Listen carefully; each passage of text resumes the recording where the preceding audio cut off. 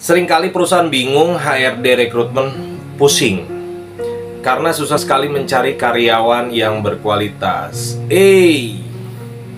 Para perusahaan, para HRD, kenapa sulit sekali mencari karyawan yang berkualitas? Karena Anda mencantumkan syarat yang luar biasa seperti kamus. Artinya apa? Artinya bukan hanya skill yang harus dimiliki pada bidang tertentu, pada posisi lowongan tertentu, tapi harus bisa menguasai tenaga dalam, menguasai telepati, mengendarai tank, mengendarai helikopter, ya kan, harus bisa silat, jumpalitan dan sebagainya.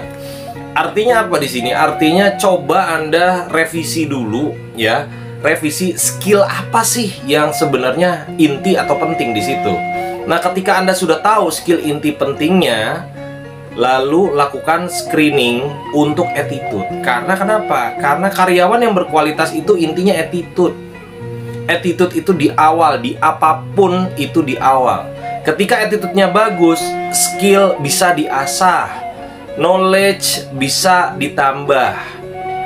Kalau dia kurang skill, kurang knowledge, attitude-nya bagus, coba tolong belajar, dia akan belajar. Percuma Anda nyari yang bagus ketika attitude-nya tidak bagus. Lalu bagaimana mengetahui attitude ini? Panggil dulu, ajak dulu, minimal interview. Kalau misalkan tidak ingin kandidat ini datang, lakukan via telepon. Bagaimana cara dia berbicara, bagaimana alurnya, atau via WhatsApp. Apakah dia meresponnya dengan baik, dengan sopan. Nggak usah di email-emailan dulu, karena Indonesia itu tidak terlalu familiar dengan email, walaupun itu pekerja profesional. Mau respon cepat, WA atau telepon, lebih jelas. Nah, lakukan di screening di situ. Pertanyaan-pertanyaan, Anda berikan contoh kasus, bagaimana dia cara menjawabnya, bagaimana responnya, bagaimana tata bahasa, komunikasinya, dan sebagainya.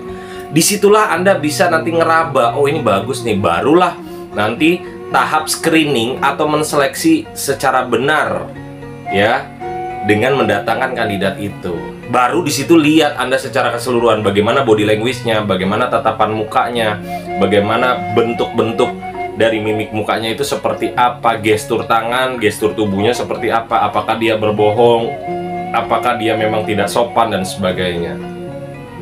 Barulah Anda berlanjut ke skill dan knowledge serta sesuai bidang posisi lowongan tertentu, ya. Jadi attitude adalah nomor pertama untuk aset terbesar Anda. Oke? Salam gila dari saya.